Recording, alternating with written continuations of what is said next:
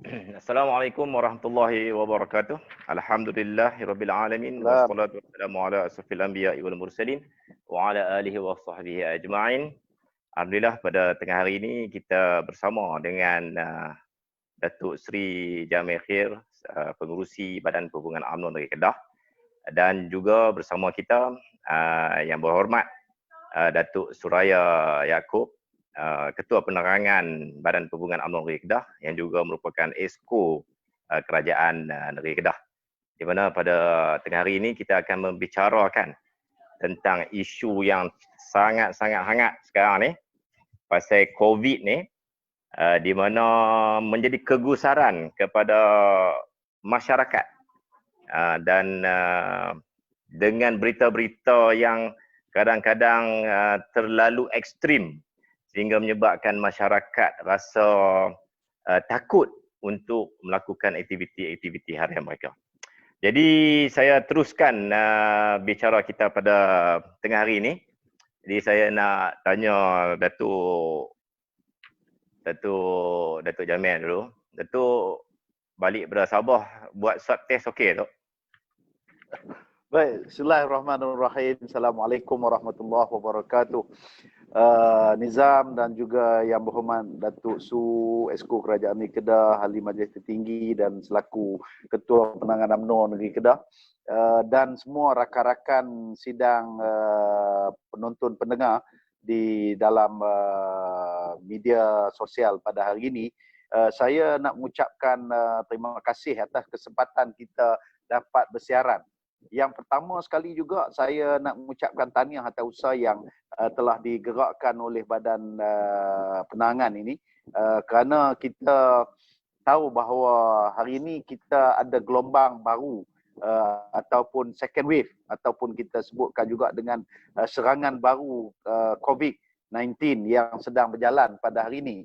Dan dalam keadaan yang seperti ini tentunya keterbatasan pergerakan kita semua adalah begitu amat terhad. Tetapi dengan menggunakan media sosial ini, dengan menggunakan pendekatan kaedah bersiaran yang secara baru online ini, kita dapat bersiaran daripada tempat yang berbeza, tetapi dapat kita menghimpunkan idea secara bersama, membicarakan tajuk yang berkaitan COVID ini.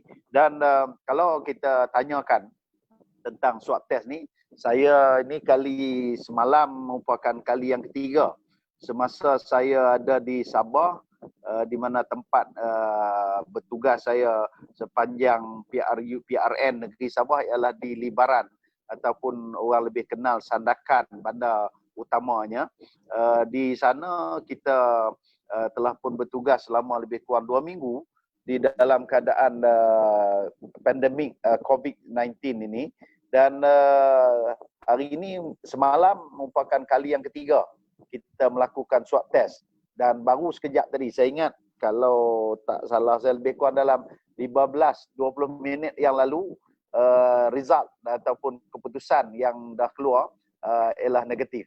So 3 kali negatif, Nizam, kira maknanya nak menunjukkan komitmen bahawa kita menjaga diri, kendiri dalam self quarantine. Dalam masa yang sama pula pergi buat test, dan result daripada test ini adalah negatif. Jadi mudah-mudahan Allah menjauhkan daripada jangkitan penyakit yang hari ini menjadi kegerunan kepada semua masyarakat, yang boleh menyebabkan nyawa ataupun boleh menyebabkan kesihatan setiap yang terjangkit itu terjejas. Jadi Nizam, keadaan di mana kuarantin dibuat secara sendiri, dan juga dalam masa yang sama buat test juga untuk supaya mendapat result, supaya kita yakin dengan penuh keyakinan, self confident, ataupun memberikan confident kepada publik kalau juga bersama dengan kita. Terima kasih, Zam.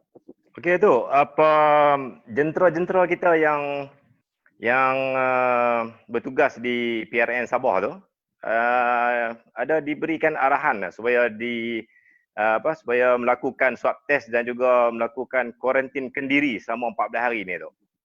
Okey Zam, dia ada 2 kelompok kalau saya nak sebutkan daripada tim Kedah. Yang pertama ialah yang telah kita pilih, kita select di peringkat bahagian. Bahagian telah menamakan daripada jumlah mereka, termasuk sayap-sayap, memberikan nama mereka yang bertugas secara sepenuh masa. Maksud sepenuh masa itu dia datang pada 11 hari bulan September dan dia keluar selepas daripada pilihan raya, iaitulah pada 27 hari bulan September. Jadi kelompok ini ada lebih kurang dalam 40 orang yang bertugas, yang bekerja di sana, yang mereka ini tak kembali. Tetapi memang daripada awal penjejakan kaki mereka di Sandakan ini, kita telah pun memberikan arahan yang lengkap berkaitan dengan COVID tersebut. Sudah tentu berkaitan dengan penjarakan, tentang SOP yang ditetapkan oleh KKM, Kementerian Kesihatan, kena pakai mask, penjarakan, menjaga kesihatan, basuh tangan, pakaian yang ditukarkan selepas daripada kita pergi melawat tempat-tempat tertentu, dan menghindari diri daripada kawasan-kawasan ataupun tempat zon merah, ataupun juga jangan terlibat dengan kelompok kumpulan yang kita sebutkan dengan positif daripada COVID ini. Alhamdulillah, kumpulan kita setakat yang ada ini kita tidak ada keterlibatan ataupun tidak ada yang kita katakan mereka ini terlibat ataupun direct konteks dengan positif ataupun mereka yang didapati positif dalam mereka punya swab test. Dan kumpulan Kedah sendiri, kita selepas daripada kita kembali saja ke tanah air, maksudnya kembali ke Semenanjung ini, bila kita turun mendarat saja aircraft di airport, kita telah pun semuanya diwajibkan untuk membuat swab test. Dan semua daripada kita punya tim Kedah ini didapati negatif. Jadi dan mereka sebagaimana mengikut aturan yang telah ditetapkan oleh Menteri Kanan, Pertahanan, yang juga menjadi menteri yang setiap hari memberikan maklum balas tentang perkembangan dan juga terkaitan perkara-perkara yang mesti dilakukan berkaitan dengan kuarantin dan sebagainya, dan juga termasuk juga swab test, telah pun kita ikuti dan mengikut arahan yang telah ditetapkan. Dan yang lagi baiknya ialah Nizam, ya, walaupun pihak kementerian dan juga MKN telah menetapkan mereka yang dah buat swab test didapati negatif, boleh pergi ke pusat kesihatan, jabatan kesihatan ataupun pejabat kesihatan daerah tempatan untuk memotong gelang yang dipakai jika sekiranya didapati negatif. Tetapi tim kita Kedah terus meneruskan kuarantin di rumah masing-masing dalam pendekatan secara persendirian. Maksudnya mereka mengambil tanggungjawab secara kendiri, iaitulah self quarantine, ialah membuat dia punya pengasingan untuk sendiri daripada terjejas ataupun keluar daripada ke tempat umum untuk mengelak daripada tanggapan. Dan juga sebab orang tahu mungkin kita baru pulang daripada Sabah, tetapi tak semua orang dapat mengetahui bahawa kita telah pun negatif daripada test. Jadi sebab itu saya ingat YB Suraya sendiri pun mengambil pendekatan untuk kuarantin, dan begitulah juga rakan-rakan yang lain, baik wanita, baik pemuda dan juga puteri, mereka yang hadir telah mengambil pendekatan yang sama untuk mengelak daripada tanggapan-tanggapan negatif yang dikenakan kepada mereka. Itu perkembangan yang ada kepada tim kita Zam di Kedah. Okey, Dok. Apa YB Suraya, Kak Su, 14 hari kuarantin. Saya duk tengok dalam Facebook tanam pokok barulah, pindah lah macam-macam. So Kak Su punya swab test okey. Okey, bismillahirrahmanirrahim. Assalamualaikum warahmatullahi wabarakatuh. Selamat pagi pada semua, pada Datuk Seri Jamil, pada Zam, daripada UMNO Negeri. Terima kasih kerana kita dapat laksanakan bersamalah Zoom kita pada hari ini. Kita tahu yang berbagai Datuk Seri Jamil tak boleh balik ke Kedah. Jadi kita bawa Kedah lah, bawa dia mai ke Kedah melalui alam maya. Saya 2 minggu di Sabah, memang sebab tu masa tu PKP di Alok Star kan. Kemudiannya balik dan 2 minggu di rumah, esok hari terakhir 14 hari kuarantin. Dan dah melalui 2 test, dua-duanya negatif dan insyaAllah akan melalui test satu lagi lah selepas ini untuk memastikan bahawa kekal negatif. Apapun 2 minggu ini bukan kerja tak buat, kerja-kerja daripada pejabat juga sampai dan kita meneruskanlah kerja harian kita seperti berada di pejabat, cumanya tak boleh jumpa dengan orang lah setiap hari dan tidak boleh menghadiri mesyuarat expo. Dah 2 kali lah kiranya terlepas. Jadi insyaAllah minggu depan mesyuarat expo akan dapat saya hadirilah bersama.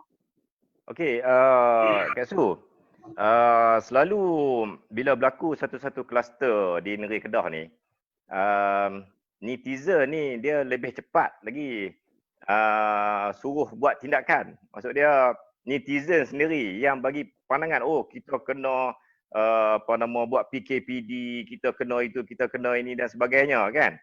Tapi mungkin dia orang ramai masyarakat tak faham dari segi prosedur macam mana kerajaan negeri menyarankan dan sebagainya. Apa prosedur untuk melaksanakan sesuatu kawasan PKPD tu bila ada sesuatu kluster tu, Kak Su? Terima kasih Zam soalan tersebut. Ini mengenai COVID-19. Untuk kerajaan negeri, setiap kita akan ada mesyuarat berkala mengenai COVID-19. Mesyuarat Keselamatan Negeri lah, MKN peringkat negeri yang dihadiri oleh Majlis Keselamatan Negara dan juga Kementerian Kesihatan dan semua agensi daripada semua pejabat-pejabat daerah. Dan kita bermesyuarat berkala, tetapi apabila ada keperluan, mesyuarat itu akan dipanggil. Tak ada masa pun. Ada pernah pagi, ada pernah petang, ada pernah pun waktu malam bagi meletakkan keperluan untuk kecemasan tersebutlah. Ya. Mesyuarat tersebut membincangkan mungkin kes-kes baru di Kedah. Kementerian Kesihatan akan melaporkan kes-kes baru yang timbul di satu-satu kawasan. Mereka juga akan menceritakan kemungkinan ia adalah kluster baru yang keluar di situ satu tempat. Kerajaan negeri hanya boleh mencadangkan kepada Majlis Keselamatan Negara agar kemungkinan PKPD dilakukan, TEMCO dilakukan, MCO dilakukan. Ya. Cadangan daripada kerajaan negeri memang ada. Setiap kali ada mesyuarat, kita sentiasa mencadangkan langkah-langkah perlu ataupun langkah-langkah keselamatan untuk rakyat Kedah. Walau bagaimanapun, di peringkat kebangsaan akan ada satu lagi mesyuarat keselamatan negara yang dipengerusikan oleh Yang Amat Berhormat Perdana Menteri dan menteri-menteri kanan lah. Ya. Dan keputusan sama ada saranan ataupun pengsyoran daripada kerajaan negeri untuk dilaksanakan itu mesti diterima oleh mesyuarat keselamatan negara tersebut. Jadi rakyat Kedah dan seluruh rakyat Malaysia perlu faham isu keselamatan negara, COVID-19 adalah isu keselamatan negara, keselamatan rakyat, hanya boleh ditentukan dasarnya oleh Kerajaan Persekutuan yang dipengerusikan oleh Yang Amat Berhormat Perdana Menteri. Itu satu-satunya badan yang boleh bermesyuarat, mengumumkan dan hanya Kerajaan Negeri Kedah hanya melaksanakan dan membantu pelaksanaan keputusan daripada Majlis Keselamatan Negara tersebut. Ya, jadi kena faham, walaupun semua orang kata pasal kenapa sekolah tak ditutup, kenapa merkit dibuka. Merkit tu tak apa lagi. Sebab merkit itu di bawah PBT negeri. Ya? PBT negeri dalam mesyuarat keselamatan negeri tersebut akan membincangkan cara-cara untuk menjaga keselamatan. Kalau rasa macam agak susah nak jaga keselamatan pengunjung, kita akan bermesyuarat dan menetapkan bahawa pasar atau satu-satu tempat pasar malam ditutup pada satu-satu masa. Tetapi perkara lain seperti PKPD, sekolah, universiti, semuanya terletak di tangan Kerajaan Persekutuan. Okey, terima kasih Pak Gasu. Satu penerangan yang baik. Saya harap netizen di luar sana boleh faham tentang prosedur-prosedur dan pelaksanaan PKPD, MCO, TEMCO dan sebagainya. Pada Datuk, saya nak tanya Datuk Jamil. Datuk, apa Ya. ramai juga masyarakat menyalahkan orang-orang politik ni tu. Dia orang cakap disebabkan kita PRN di Sabah kan, disebabkan kekacauan politik dan sebagainya ni menyebabkan wabak ni meningkat tu. Apa ulasan Datuk dalam perkara ni tu? Supaya netizen di luar sana boleh faham gitu. Okey, kita tengok dalam suasana yang ada hari ini, gelombang kedua ataupun kita ada orang sebut kata wave yang kedua ini, second wave ataupun disebutkan juga dengan serangan COVID yang agak nampak macam luar daripada angka-angka harian.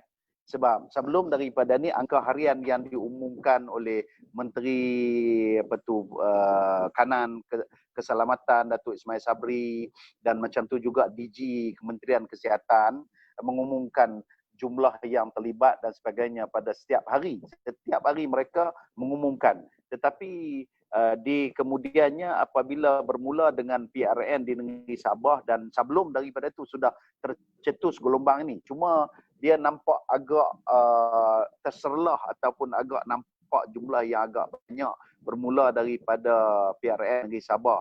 Tetapi kita dalam hal yang seperti ini kita rasional, kita sedar bahawa sebenarnya dalam masa yang sama SPR Suruhanjaya Pilihan Raya mempunyai peruntukan yang telah ditetapkan oleh perlembagaan. Apabila sesuatu dewan itu dibubuhkan, ada tempoh masa yang ditetapkan yang tak boleh ditangguhkan. Kalau PRK kita tengok dalam tempoh 60 hari daripada tempoh kematian yang dilaporkan, sebab saya nak sebut ni bukan siapa Azam. Selepas daripada habis ni pula juga akan berlaku di Batu Sapi. Kerana Yang Berhormat Ahli Parlimen Batu Sapi telah pun meninggal dan juga mengikut akta dan peruntukan perlembagaan, dia setelah diumumkan oleh SPR dia tak boleh lebih daripada 60 hari. Jadi tempoh ini adalah merupakan tempoh yang bukan pilihan kepada pihak SPR. Mereka mesti mengadakan pilihan raya dalam tempoh tersebut. Walau bagaimanapun kita melihat sudah ada pandangan-pandangan daripada Barisan Nasional sendiri.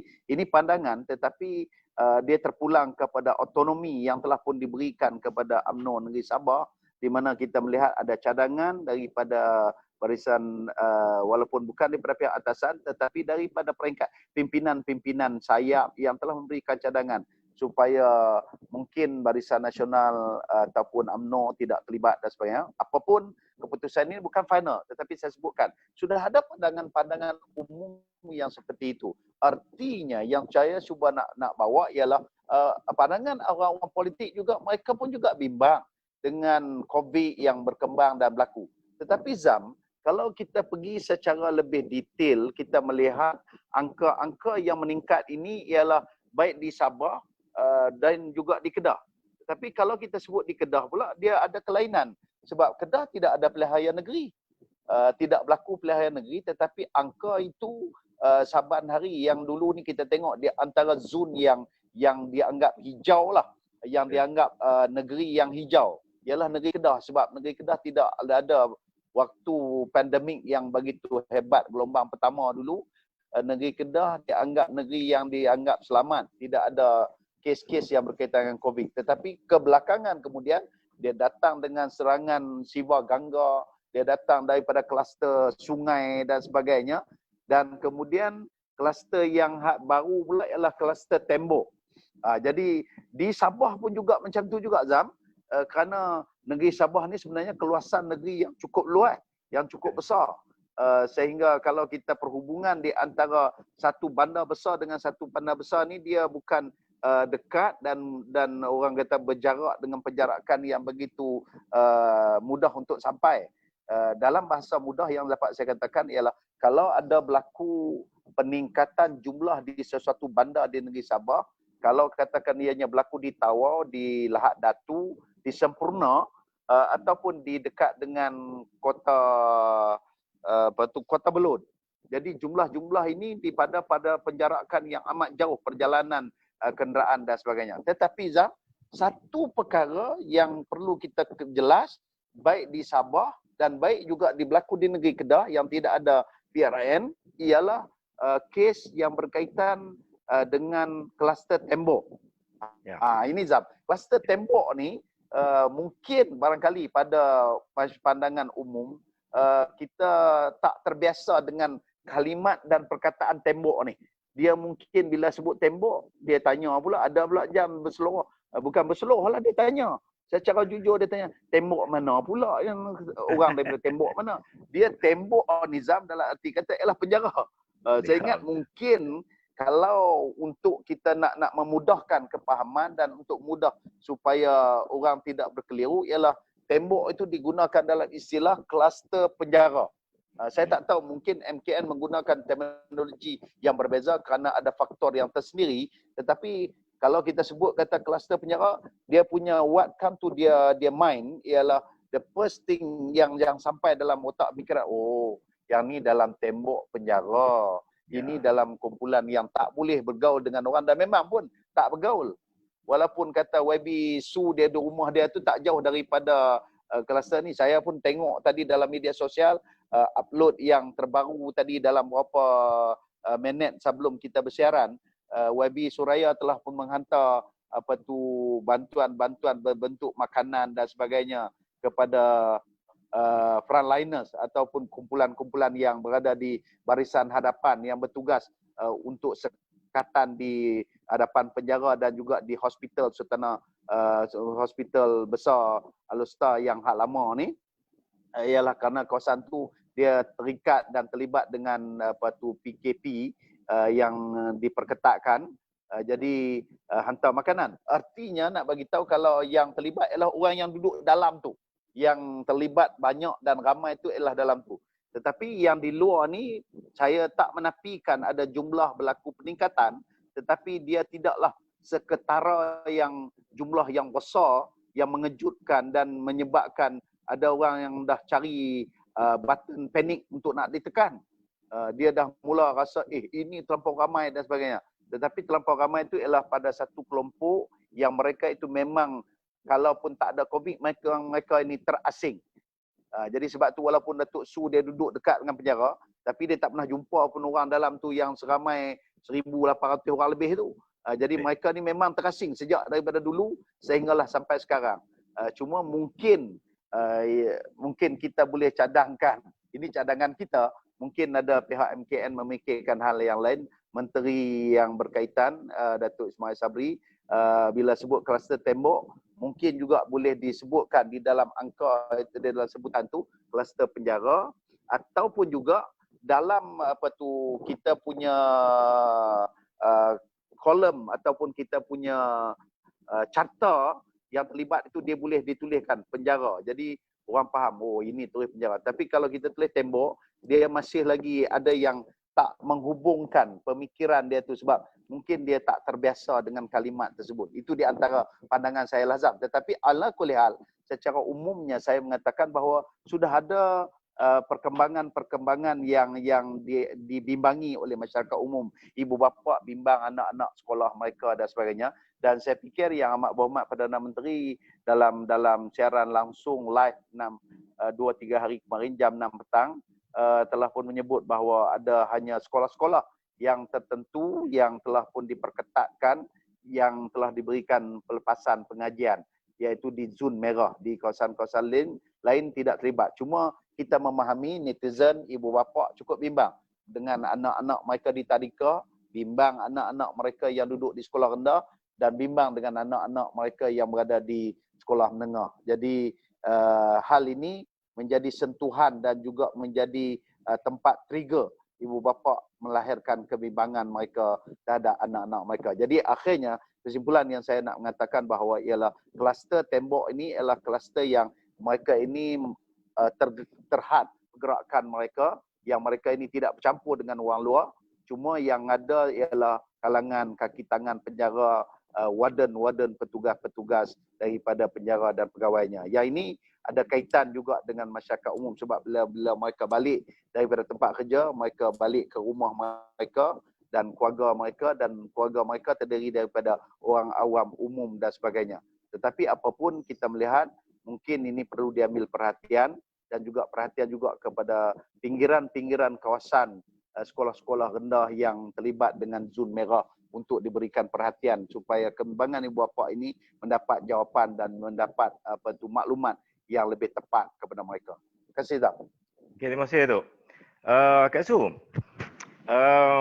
kalau kita tengok, Kak Su, bila berlaku satu-satu kluster, bila berlaku sesuatu wave baru dalam jangkitan kes COVID ni, netizen di dalam media sosial, kata, dia cepat-cepat menyalahkan kerajaan, menyalahkan dari segi SOP, kemudian dia cari tindakan kerajaan yang lambat, dan benda ni dia menular di dalam media sosial dan menyebabkan masyarakat umum tu sendiri terpengaruh, kan? Jadi apa pandangan YB Kak Su dalam hal ini, Kak Su? Ini Ram, kita tak nak kata nak salahkan terus kepada netizen sebab rasa panik. Kita pun tahu bila mereka tengok jumlah tu terlalu besar sebab pengumuman tu macam Dato' Sri cakap tadi lah, pengumuman dia abang Alok Kedah 397. Orang pun jadi terkejut, takut dengar tu 300 tapi tak tahu kata 90% itu adalah dalam tembok tu, kan? Jadi tetapi pada masa yang sama kita ingin menyarankan kepada netizen, kepada rakyat supaya berfikiran terbuka juga sikit. Jangan tengok jumlah itu dan terus panik. Kena cerakinkan dulu. Inilah masalah juga. Pengumuman yang menceritakan jumlah-jumlah kecil-kecil itu, lepas tu dia habang jumlah besar tu. Nanti bila lepas tu Tan Sri akan umumkan hak baiklah, hak pos semua lain-lain tu, Allah baru dia akan cerakinkan kecil-kecil kan. Selalunya hak jumlah kecil-kecil ni orang tak dengar lah, lepas tutup kan. Lepas dengar hak part mula tu ya. Kan. Jadi satu. Perkara yang kedua juga, isunya kita sentiasa nak cari salah orang lah. Salah orang juga, mesti nak cari salah. Salah siapa ni ya? Kita nak habaq kata ni salah satu-satu pun, kalau kita kata okey sekolah kena tutup, tapi mereka bawa anak mereka pergi makan kat luar, tapi mereka bawa agak anak pergi market, tapi mereka bawa agak anak pergi supermarket, tapi sekolah suruh tutup. Jadi kita pun tak faham. Jadi sepatutnya semuanya mesti bermula dengan diri sendiri, kan? Jaga kebersihan, pakai mask, tak jumpa dengan orang. Ini mesti datang daripada diri sendiri, keluarga. Macam mana kita manage keluarga? Ya. Saya rasa kita perlu menghargai lah. Yang pertama kita menghargai dulu frontliner kita. Jadi netizen bila dengar cuma banyak tu, siapa dia yang nak jaga mereka ni ya? Kalau saya fikir dekat dalam tembok tu, betul lah. Mereka semua dalam tembok tapi mesti ada orang yang jaga dan mereka ni lebih bahaya lagi. Warden tu duduk situ, duduk dengan mereka full time. Mestilah warden ni rasa lagi takut. Mestilah keluarga warden ni lagi rasa takut. Dan bila banduan kena, banduan ni mesti ada keluarga juga. Takkanlah mak dengan ayah dia, anak-anak tak fikir bapak mak mereka ada dalam penjara tu juga. Dan terbuka kepada penyakit ini juga. Kan? Kalau kita hanya fikirkan diri kita, kita akan sentiasa berusaha untuk menyalahkan sesuatu ataupun seseorang. Tetapi kalau kita fikirkan mengenai orang lain, kita akan mula rasa bersyukur, kita akan mula rasa waspada macam mana kita nak menjaga keluarga dan orang lain juga. Saya fikir kalau di penjara itulah paling kritikal. 1,800 banduan dengan hanya 300 kaki tangan. Kaki tangan ni semua duduk di sana, keluarga dia ada sana. Dan kemarin penjara Alok Start, penjara Pokok Senar pun kena juga, penjara Kemunting kena juga, ya. Jadi kita kena mula mikirkan semua ini adalah manusia juga. Macam mana mereka recovery tu, dan kita difahamkan recovery akan mengambil masa lebih kurang 14 hari. Jadi kita berharaplah netizen bila membaca tidak terus forward kepada orang. Dia ada kat ni, hak jenis dapat detail nama orang yang kena COVID-19 ni kan. Lepas tu dengan nama detail semua ni di forward kepada kawan-kawan. Itu sebenarnya rahsia, apa kita panggil tu, rahsia apa tu? Rahsia kerajaan lah ya? Yang tidak boleh disebarkan. Dia kena ada mengandung detail nama orang yang kena positif ni pun semua sebenarnya tidak boleh kita bawa cerita ke semua orang. Ya? Jadi ini pun kita kena berhati-hati. Cerita pula dekat sekolah tu, sekolah ni kena, lepas tu siapa kawan kat sekolah tu semua tak boleh, anak. Ini semua menimbulkan panik tidak bertempat lah. Kita patut ada panik, tapi panik macam mana kita nak jaga keluarga kita. Macam mana anak kita pergi sekolah turih ke, anak kita makan makanan macam mana kat sekolah. Itu bolehlah kita jaga. Ni kita dah pergi tengok orang lain, cikgu tu suami dia kena suami kawan sebelah rumah cikgu tu pun sudah kita akan, tapi kita pergi supermarket, tapi kita pergi kita pergi berjalan ni, hotel semua fully book, pergi berjalan, holiday masih on, betul tak? Maksudnya kita tak overall pergi tutup dirinya. Kalau kita pergi holiday ni kita nak salah siapa? Takkan salah kerajaan juga lagi. Takkan kerajaan nak tutup dengan pergi holiday, tapi kita pergi. Anak pergi sekolah, tapi kita bawa anak kita keluar berjalan-jalan. Ya, kita masih belum dalam keadaan pemikiran yang fully ready untuk menghadapi COVID-19 lagi setahun. Maksudnya kita belum ready lah. Ya, kita tahu kita kena hadapi ini. Kita takkan mungkin boleh sampai kosong, kes kosong. Takkan mungkin. Sentiasa akan ada kes dan sentiasa akan ada penularan. Tetapi macam mana kita bersedia dan memberi sokongan kepada sistem kita ni. Kita bersedia tak bagi sokongan kepada sistem yang menghadapi penularan ini? Frontliner ni kita lah. Wakil rakyat, Datuk Seri pun frontliner. Semua orang adalah frontliner sekarang ini. Kita bukan kata frontliner tu sebab dia warden banduan, dia fine, tak. Kita ni adalah frontliner. Kita frontliner sebab kita dah jumpa orang juga. Orang takkan kita kata sebab kita takut COVID, kita tak mau jumpa siapa pun. Pun tak boleh juga. Kita makan gaji. Kan? Jadi kita takut nak pergi market, habis semua anak kita tak makan lah. Sebab kita takut. Kan? So, dengan kata lain, tapi kan nak abang lah dengan Nizam dan Datuk Seri, di semua negara, hampir semua negara di dunia sedang menghadapi second spike yang paling teruk, yang semua orang tak sangka pun. Maksudnya super spreader ini bukan hanya berlaku di Malaysia tetapi berlaku di semua negara. Semua orang tak expect. Di Indonesia sampai menteri dia sampai tak mau jawab langsung dah soalan-soalan mengenai COVID. Menteri Kesihatan tak mau jawab, Menteri Keselamatan semua tidak menjawab lagi mengenai COVID. Hanya Jokowi sahaja yang berani bercakap mengenai COVID. Dan kematian yang berlaku di Indonesia sungguh menakutkan. Ya, ini tak perlu cakap lagi negara lain. Betul lah orang kata orang Indonesia tak apa ramai. Sama je, percentage ikut dia sama lah. Kalau kita ikut kita 30 juta, lepas ada 1 bilion, sama je 300 juta kan. Tetapi yang membezakan kita adalah kita perlu meneruskan kehidupan. Kita perlu meneruskan, anak-anak perlu bersekolah. Takkan mereka ketinggalan terus. Kan? Tetapi kalau anak-anak mak rasa anak dia betul-betul tak selamat, anak dia tak pandai langsung pakai mask, mesti buka punya, mesti sembang jenis buka, makan tak tahu mesti nak gebang orang. Itu mungkin dah budak darjah 1, darjah 2 rasa tak selamat untuk anak dia duduk di sekolah, mungkin mak ayah boleh buat keputusan tersebut. Tetapi untuk menyalahkan kerajaan semata-mata adalah satu tindakan yang agak keterlaluan. Ini melibatkan keseluruhan sistem yang bukan tidak bersedia tetapi tidak biasa menghadapi pandemik sebegini. Ini merupakan penyakit atau pandemik pertamalah dalam abad ini seperti ini. Jadi kita tak fikir ia akan berlaku walaupun telah dijangkakan akan berlaku. Jadi kita kena brace through lah. kesusahan, kepayahan untuk sementara waktu. Itu saja. Okey, Dok. Okey, Dok. Kita pergi pada soalan ni, Dok.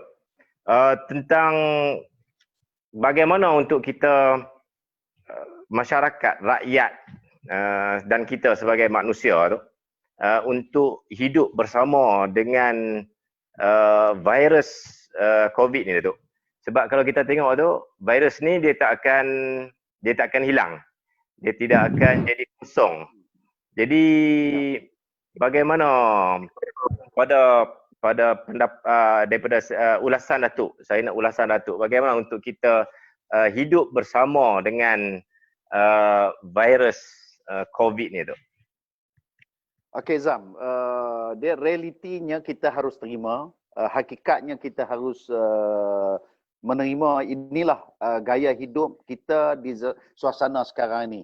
Mungkin dulu ni kita gaya hidup kita Zam, kita bangun pagi, tidur, pergi sekolah, balik dan sebagainya, kerja.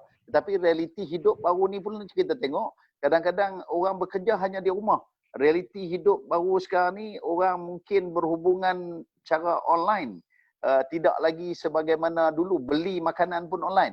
Ini norma-norma baru yang berjalan dalam hidup. Dalam masa yang sama juga, penyakit pun macam tu juga Zam. Dulu ni kalau kita demam, kita pergi hospital, ambil ubat, lega, okeylah. Kita keluarlah, tak jadi masalah. Tetapi hari ni, kalau katakan kita dijangkiti COVID, dia COVID ni kadang-kadang pergi hospital, terus tak balik. Dan bahkan orang pun jadi takut kat kita Zam. Kalau dulu kita takut orang yang kena AIDS, sehingga kita nak pergi gunting rambut, kita kena pastikan pisau cukur yang dia pakai, gunting yang dia pakai, kita tak nak pakai. Kemudian kalau ada orang penyakit meninggal dunia, yang tukang mandi manyat pun tak berani pergi mandi secara biasa. Kena ada kumpulan khas. Tetapi COVID ni pula, Zam ya, dia lebih menggerunkan, bahkan sebab dia tak nanti kita terlibat melakukan perkara-perkara jahat dan sebagainya, terdedah dengan kemaksiatan dan sebagainya. Tetapi COVID, siapa saja pun boleh kena.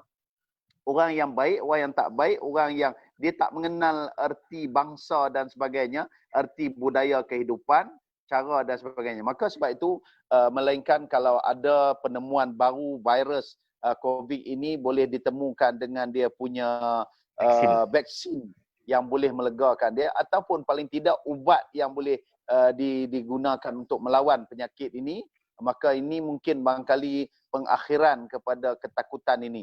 Tetapi selagi mana semua ini tak dapat ditemui, rakyat, manusia, bahkan dunia. Kalau Datuk Su sebutkan awal tadi bahawa di seluruh dunia hari ini ada kebimbangan dan gelombang baru yang sedang menyerang dan spreader ataupun percambahan baru daripada penyakit ini sedang mula berjalan. Tapi Zam ya, dalam masa yang sama, dalam dunia sedang mengusahakan vaksinnya, dunia sedang mencari ubat untuk menghadapi penyakit ini, tetapi kita kena pegang juga SOP yang telah kerajaan peringatkan.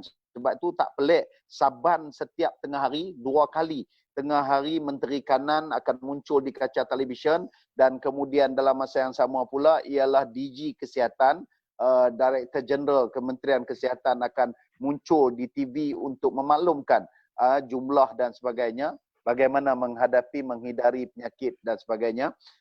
Tetapi saya nak peringatkan suatu ayat yang disebut di dalam Al-Quran. Allah mengatakan walanabluwannakum bisyai'im minal khawfi wal ju'i wa naqsim minal amwali wal anfusi wal thamarat wa basyiris sabirin alladzina idza asabatuhum musibah qalu inna lillahi wa inna ilaihi raji'un. Quran mengatakan bahawa Allah bagi tahu kat kita walanabluwannakum bisyai'in, pastinya kami akan menguji kepada kamu dengan satu ujian, minal khauf, dengan rasa ketakutan. Ya, COVID ini menakutkan kita, membimbangkan kita, merisaukan kita. Kita kadang-kadang sehingga sampai terpaksa menekan butang panik, ataupun kita rasa terkejut, kebimbangan kita yang amat sangat, ketakutan, wal khauf wal ju', dan rasa kelaparan. Zam, kita tengok hari ini mungkin sektor ekonomi terencat ataupun sektor permakanan juga terencat kerana sekatan-sekatan yang menyebabkan mereka nak menjaga penjarakan SOP dan sebagainya. Wal ju' lapar, wa naqsi minal amwal, kekurangan daripada harta benda, ekonomi yang menyusut daripada keadaan yang berlaku, wal anfusi was samarat, dan termasuk juga nyawa manusia. Ya, kita melihat saban hari di dunia, bukan takat di Malaysia, mungkin di Malaysia kita boleh tahniah kepada frontliners kita, rakyat kita yang amat memahami, mengambil tanggungjawab bersama, menghindari penyakit ini. Tetapi di luar sana, dunia daripada luar negara kita, kematian ribuan setiap hari, dan bahkan ada negara yang sudah menjangkau kepada ratusan ribu, satu jumlah yang begitu besar dengan angka kematian. Dan juga begitu juga kekurangan daripada pohon-pohon yang tak berbuah dan sebagainya. Tuhan kata, mereka ini bila kami uji dengan semua ini, qalu inna lillahi wa inna ilaihi raji'un. Maknanya mereka ini berkata, sebenarnya kita daripada Allah. Wa inna ilaihi raji'un, kami ingin kembali kepadamu. Artinya manusia sampai ke tahap melihat ini semua adalah ujian daripada Tuhan. Ini semua datang daripada musibah yang diturunkan kepada Allah, daripada Allah kepada manusia, untuk supaya manusia lillah ilaina raji'un. Kami akan kembali kepada Allah Subhanahu Wa Taala. Artinya kembali patuh kepada segala peraturan, kembali patuh kepada ketaatan, kembali patuh untuk menjadi hamba yang taat dan juga melaksanakan apa yang diperintah, meninggalkan segala larangan-larangan daripada Allah. Maka ini yang dimaksudkan innalillahi wa inna ilaihi raji'un. Kita kembali kepada Allah. Bukan hanya kembali bila mati di dalam kubur, bukan saja kembali apabila di akhirat besok di hadapan mahkamah Allah, tetapi sekarang dalam dunia yang ini kita diuji, kita kembali. Kembali ialah kepada norma kemanusiaan dan juga kehambaan beribadah kepadanya. Sebab itu kesimpulan yang saya nak buat, Zam, ya. Apa lagi peringatan yang Allah nak bagi kalaulah peringatan COVID belum boleh, belum mampu, belum dapat menyekat daripada kita untuk kembali kepada Tuhan. Penyakit apa lagi yang Tuhan nak bawa datang? Kalau sekiranya sehingga sampai peringatan yang seperti ini tidak membawa kepada kita kembali kepada Allah Subhanahu Wa Taala. Penyakit sesak daripada nafas ini yang kita tak nampak pun, tiba-tiba dia boleh masuk melalui rongga-rongga yang terbuka mulut dan juga hidung kita, yang telah menyebabkan, boleh mengencatkan nyawa, boleh menyebabkan manusia mati. Maka peringatan yang mana lagi yang boleh menjedarkan ataupun boleh membawa kepada keinsapan manusia ni. Jadi sebab itu kita gabungkan di antara pendekatan SOP, sains dan sebagainya.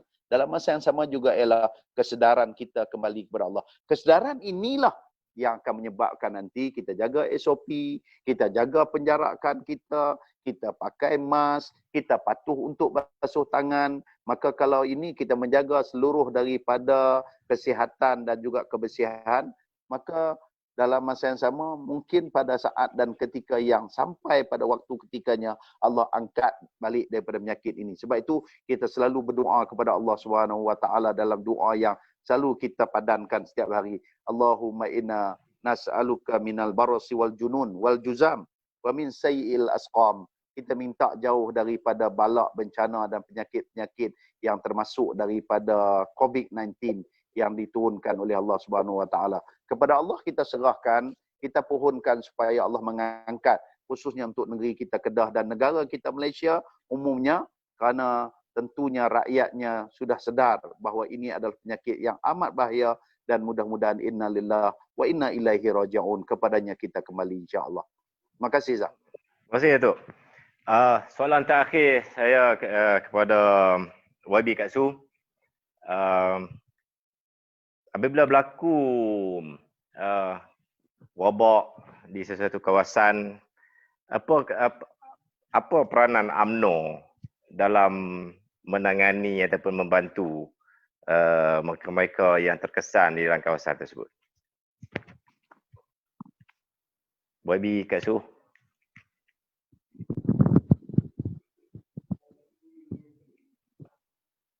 Oh, YB tak dengar. Tak dengar, tak apalah. Okey. Kami boleh dengar suara Su. Boleh dengar? Boleh dengar. Saya ingat soalan sesuai untuk yang Datuk Seri Jamil jawab tu. Bagi pihak kalau menjadi seorang, kalau saya menjadi seorang wakil UMNO dalam kerajaan, kita cubalah untuk bersama dengan adun-adun yang lain bila daripada ada program. Tetapi pada masa yang sama kita berharap ketua-ketua bahagian UMNO di tempat-tempat yang terlibat mengambil peranan dalam membantu krisis ini. Dan saya lihat selama kita kena daripada mula PKP dulu sampailah PKPD lah ni, sama ada TEMCO atau MCO, semuanya ketua UMNO bahagian, jawatankuasa UMNO bahagian, ketua pemuda, ketua wanita mengambil peranan, membantu ahli-ahli, terutama ahli-ahli yang menghadapi masalah lah, menghadapi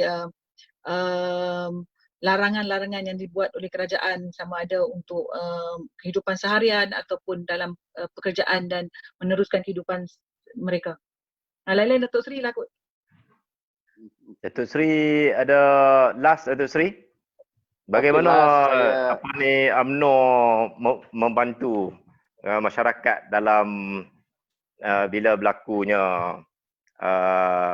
wabak ni lah. Okey, kita melihat bahawa sebagai sebuah parti yang memang partinya ditubuhkan ialah demi untuk membantu rakyat. UMNO sejak daripada dulu, dan saya yakin yang YB Su sebutkan tadi, sejak daripada awal, walaupun di peringkat awal dulu UMNO bukan kerajaan di negeri Kedah, satu ketika waktu pandemik mula-mula sampai, sebab di negeri Kedah belum lagi penubuhan kerajaan pada masa itu sepenuhnya. Tetapi kita telah turun tangan pimpinan-pimpinan UMNO di peringkat bahagian, wanita, pemuda, puteri dan sebagainya, telah turun mengambil tanggungjawab. Dan yang lagi seronok, saya melihat semua bahagian, 15 bahagian di negeri Kedah ni, bermula daripada yang sempadan dengan Perlis, Jerlunnya dan sebagainya, sampailah ke Kulim, Bandar Baru. Mereka telah menghimpunkan dana-dana dan juga kutipan-kutipan perlu untuk dibantu kepada yang terlibat. Dan lagi seronoknya pula ialah ahli-ahli UMNO sendiri ada yang menderma RM1,000-2,000 bahkan, yang tak dapat nak bagi banyak. Walaupun atas sifat rasa tanggungjawab, mereka mengumpulkan kutipan di peringkat cawangan-cawangan. Ini saya melihat suatu semangat solidariti ataupun semangat kita jaga kita lah sebenarnya. Pada waktu itu muncul dan tumbuh, dan daripada kutipan itu dibantu bahan-bahan asas dan sebagainya. Ada ketua-ketua bahagian yang punya kewangan yang lebih, mereka sanggup minta sampai beli beras berlori untuk kemudian diedarkan kepada semua masyarakat yang terlibat dengan COVID. Jadi ini peranan yang sudah sebati dengan jiwa dan juga dengan pendekatan UMNO selama daripada ni. So inilah harapan yang kita harap kita teruskan dalam keadaan yang ada, tak semestinya COVID, tetapi pada keadaan-keadaan yang lain, musibah dan sebagainya. Terima kasih, Zam. Okey. Saya rasa sesi kita pada tengah hari ini sampai ke setakat ini saja. Dan kita akan bersiaran lagi. Mungkin dah Datuk Seri YB Kak Su dah habis kuarantin, nanti kita boleh duduk dalam studio pula untuk kita membicarakan lagi pelbagai isu-isu yang berkaitan, dan insya-Allah, dan semoga apa yang kita bincangkan pada tengah hari ini dapat didengar oleh ramai netizen dan juga masyarakat di luar, supaya mereka faham berkenaan dengan wabak, dengan inisiatif kerajaan dan sebagainya. Dan sudah tentu kita akan teruskan kehidupan kita, dan sebagaimana yang YB Kak Su selalu katakan, kita mesti kuat dan berani untuk meneruskan kehidupan bersama dengan virus ini. Dan sebagaimana yang Datuk Seri Jamil bagi kesimpulan tadi, bahawa ini semua adalah peringatan daripada Allah Subhanahu Wa Taala untuk makhluknya berfikir dan merenung dan menginsafi diri. Dan insya-Allah kita akan bertemu lagi. Terima kasih sekali lagi kepada Datuk Seri kerana sudi meluangkan masa pada tengah hari ini. Terima kasih YB Kak Su, YB Datuk Suraya, bersama kita di dalam Zoom live kita pada tengah hari ini. Sekian, Assalamualaikum warahmatullahi wabarakatuh. Assalamualaikum warahmatullahi Bye. wabarakatuh. Bye.